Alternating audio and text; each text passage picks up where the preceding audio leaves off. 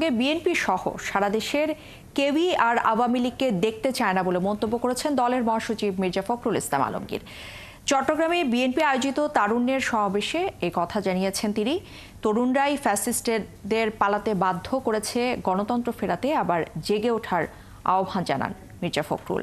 শেখ হাসিনা পালিয়ে গেলেও তার প্রেতাত্মারা ষড়যন্ত্র করেই যাচ্ছে, এমনটা জানিয়ে মির্জা ফখরুল সব চক্রান্ত ব্যর্থ করে দেওয়ার আহ্বান জানান।